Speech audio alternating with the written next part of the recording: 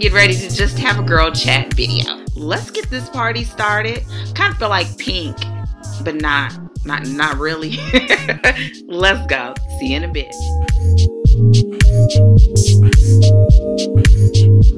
Okay, this is Dana with the Freedom Please channel and essenceofme.com. I am away from home on a road trip, and this angle, this is going to be it. I'm in the room. The kids are at the pool. Well, almost everybody's at the pool. And I decided I would record this because I can't go down to work. I'm away this weekend writing, and I'm waiting for them to clean up from breakfast. So I decided I was going to get some knitting done while I wait before going down. I'm working on my next novel, and so we're on this little road trip, and I carved out this time to get some writing done. So I wanted to come on and talk with you all because I had some great interactions with people following the last blog video. So I'm going to show you what I have, and then I'm going to read. I think I have it on my computer. I'm going to read either the comment or the question, and then we're going to take it from there because I actually ought to ask questions. So thank you. And yeah, here we go. I brought my two projects. One is my Big Bang. I'm still working on that, but I can't do it in the car. So this is what I brought to do in the car. And it's a new project, so it's really not a lot to see. But this is one of my projects using my yarn box. So here's all that I have so far. And it is going to be a, I'm not going to tell you it. Well, I'm going to tell you. It's a scarf. It's going to be a scarf. But it's not like I don't think it's like your normal traditional scarf. So we'll see. This is all that I have. It's really easy so far. Just stockinette stitch. And it's knitted flat. So, and I'm using my Addy clips, my interchangeable. And I have two colors. Well, actually, this is going to have 3 colors. But this is all that I have with me because I didn't expect to be able to do a whole bunch of knitting. But that's what I have. I'm going to read the comment. It is from Mandy Kosmala. And if I did not pronounce that correctly, I apologize. And the comment says, love this style of video. Thank you. I'm not really working on any projects at this time. You are always so inspiring, always giving me something to think about.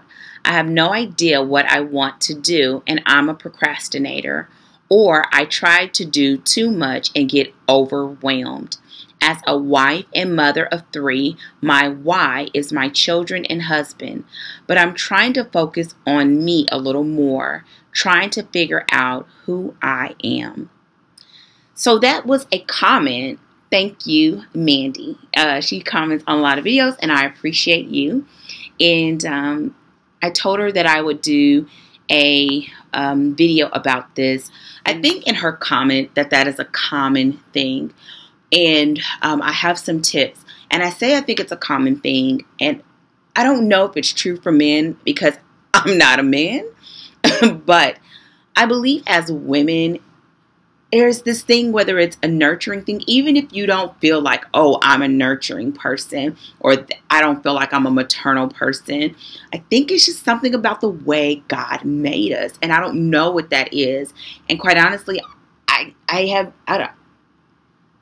don't want to say I don't care because it's a part of who I am. But why it's there, it's not a greater challenge for me, greater than figuring out how you can go about life and have that as a part of you, but don't lose yourself in the process. And so I think that is the thing that we have to look at. I know I took some notes, and I'm going to start there as well. And I keep saying I'm going to start, but I had to get that read, and then I'm going to talk about. So I feel like the thing that stood out about Mandy's comment to me was the quest of finding yourself. I always ask, and I love helping people with either finding their purpose or identifying their purpose and starting to put together a plan to realize what they want to do in their day-to-day lives in order to feel like they're embracing that. And I think sometimes we feel like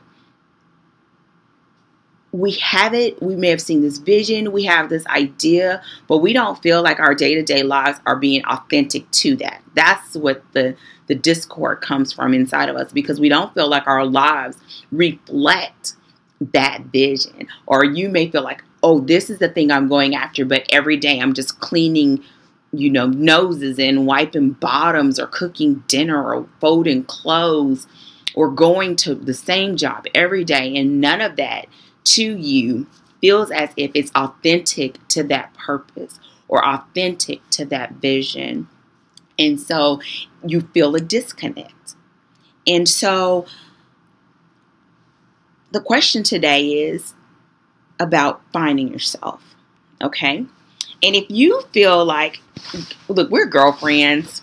I know we're probably not all women here, but we're girlfriends. Have you had that issue? That issue of feeling like you've lost yourself, or that you're in the process of finding yourself? And if you are, tell us about it in the comment section. And I'm going to go into what I wanted to share today. I have questions for you. So this would be a really great time for you to grab something to write. And if you don't have something to write with, I'm going to hit pause. Well, I mean, I'm not. You are. Hit pause, grab something, come back, take this down. This is a journaling moment. This is a journaling moment. And I do some journaling, not a lot. I want to do more. And it's just a way to capture your thoughts. When I really have big things that I know I don't want to forget, and I want to slow down time for a second, I do write it down. And so that's what I want you to do, to write these questions down if you are a person where you're having that discord in your life. So the first question that I think you should consider is, who were you? And I'm going to back up. Who were you when you felt like you knew yourself? How old were you? What was life like then for you? And I thought about this because I can think about times when I felt like I had lost myself. And I don't think you just lose it and it comes back and then you're like perfect for life. I think in different phases of your life, when you're going through transitions, new roles, different things going on are requiring new skills and a different you to emerge, to adapt to your situation. And so I can clearly, distinctly find different pinpoints in my life when that has been so true. One of those times is when I became a mother for the very first time. And I loved that little bundle of joy. But I no longer felt like the Dana that I was before I had him. Even the pregnancy, I felt like myself, a bigger version of myself at that time. But I still felt like me. But once I had him, I did not feel like the me that I was before I had him, in good ways and in ways that I just had not come to grips with. Whether it's the fact that I was a mother, that I no longer could just move around and just be me, do what I wanted to do, when I wanted to do it, how I wanted to do it, because I had this other person that I was responsible for. And when I had my son, I was a new wife as well. And so all of those things meant that Dana, I was there, but I wasn't. Does that make sense? And so the first question is, who were you? In that moment, before I had my son, before I became a mother, I felt like I loved music, and I felt like I loved to take on new challenges. I loved to learn new things. I wasn't never a huge people person. I just wasn't. I still think I am now. I love people. I love people, but I don't like to be around crowds of people too much. And at that time, I was very curious and inquisitive, because I didn't quite know what direction I wanted to go in as far as my life. I was in the military. Like, all these different things. That's who I was when that junction in my life took place that made me feel like I kind of lost who I was prior to that time. And I'm just giving you that as an example. So that first question is, who were you? The second question for you to consider is, what did you lose? This may seem weird, right? But I'm going to just leave the question on the table. Think about it. What did you lose? When in that same scenario, I felt like I lost my freedom. I felt I lost my voice. I felt I lost my individuality. But those are things that I felt like when I said like I lost me, is because I felt like I lost those things that made me at that time who I felt like I was. And so it's important to feel like, because you're just bumping around if not. So if you feel like you understand, what did you lose? Who were you? What did you lose? And in that, what you lost, consider, what shaped your perspective then? Okay. When you're at that little junction before you felt like, quote unquote, you lost yourself, what shaped your vision, or what shaped who you thought you were? And for me, it was because I was just me. At the moment of having my son, I felt as though I went from being a individual, a person, to being a family. And that was weird. I was happy, but I was confused. And so that's just an example. But so what before shaped my vision was just me. I didn't have anything else. I was strictly driven by what I wanted to do, when I wanted to do it, my goals at that time. And at that juncture, it shifted to then being what was best for my son and what was best for me, and how could I be the best mother that I can be. And that changed my perspective and my vision and my direction. Okay. So I'm going to repeat the questions. Who were you? What did you lose? And the last question, which I've hinted at with all of these questions, and it is, where did you lose her? Where did you lose her? And so in the same example, I lost her when I was 20 years old. I know where I was. I was in Austin, Texas. I know what was going on. And the reason why sometimes having that location is because then you can start looking around the location, not the physicality of it. I mean, and even though it may be an actual event that can pinpoint when all of this took place for you, that where to me can also help you to dig in some of these other questions. So you don't have to answer them in this order, but I believe if you answer all of these questions, it will help begin to shape who you felt like you lost. Because the reality is, parts of that person I needed to lose. My son gave me so much more. He gave me so much more drive and more. I was more focused. I was driven to do something better because I wanted his life to be better. And so there were parts of me that I had to shed in order to embrace the next step of my life.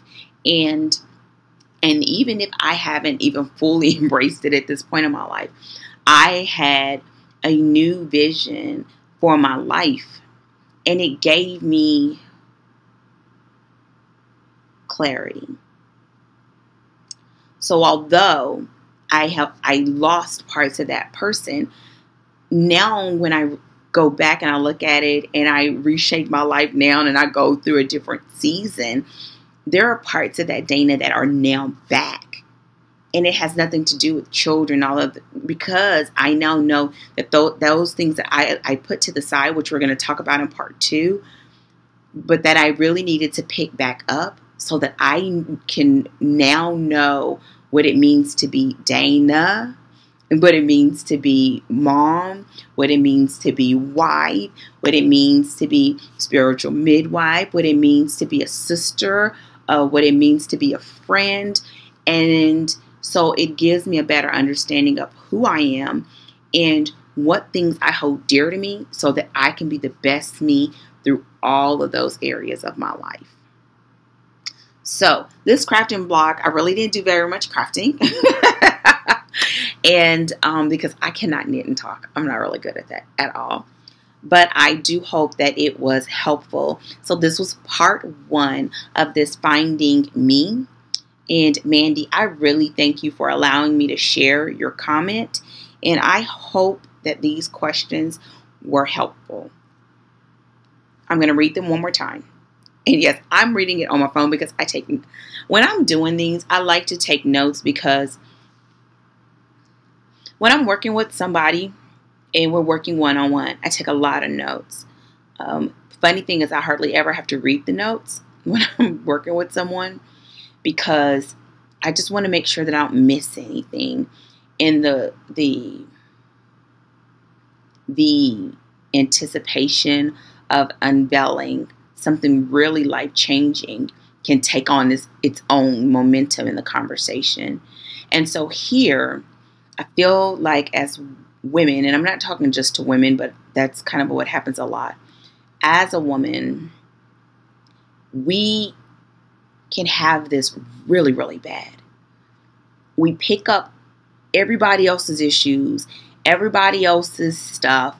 We carry it around like baggage, and it's not doing us any good. And it doesn't mean that we have to be selfish or we have to disregard other people. It doesn't mean that we have to live a life without compassion or care or love, but it does mean that we have to be selective.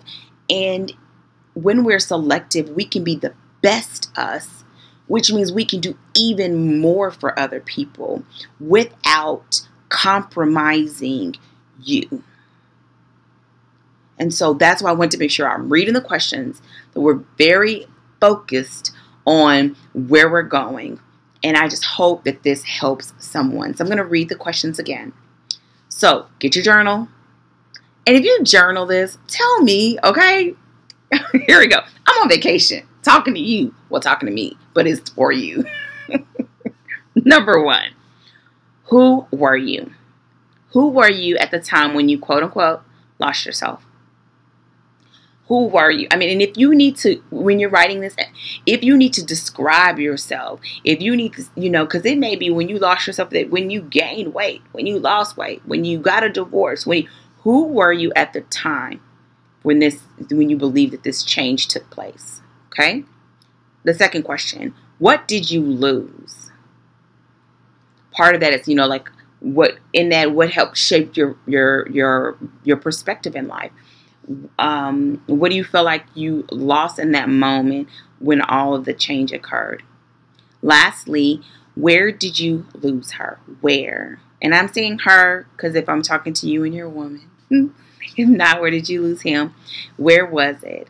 And where could be a physical location. It could be a time in your life, but all of that. And when you journal these types of questions, excuse me, I suggest that you do it in that it flows like a conversation. Whether it's a conversation with yourself, conversation with God, as if it's a prayer, that it just flows. And once it starts flowing, whether you do it by hand or on computer, let your thoughts carry where you go as you're writing. So you may start with these questions, but it may lead you to a memory. It may lead you to a specific conversation. It may lead you to recall a person that was really important in your life then, and you totally forgot about them, or they may have asked something of you and it just sent you on this another trajectory. Journal that. Write that down, because the more you relax and you allow yourself to kind of identify take a stamp day, take note. Then that will give you some potential tools in order to either redefine, reemerge, erase those, the things that come up as a response to these questions. So, my friends, thank you so much for listening. I hope that this was helpful. If you have any other comments or questions or things that you would like for me to address, please put them in the comment section. If you want to respond, but you do not want to do it in the public capacity, I understand. You can message me through my website, either my hobby blog at essenceofme.com. You can also find me on my personal blog, on my personal website at danapittman.com. Either one, and just let me know and reference this video, or just reference whatever it is that is on your heart to share. I look forward to interacting with you all based on this video. And don't forget to give it you do what you want to do. You want to thumbs it up, thumbs it up. If you don't, I got you. I understand. I will see you all hopefully sooner than later. And I will be back with part 2 of this video soon, okay? I want you all to get an opportunity to journal about this. And I hope you all will feel comfortable with sharing with me what you glean from this time. So, for everyone else, if you don't want to share anything about that, let me know what you're working on. How's your Sunday going? And I look forward to coming back with another crafting vlog. I'm getting to my knitting, and then I'm going to be working on my book. So I'll talk to y'all soon. Take care, and goodbye.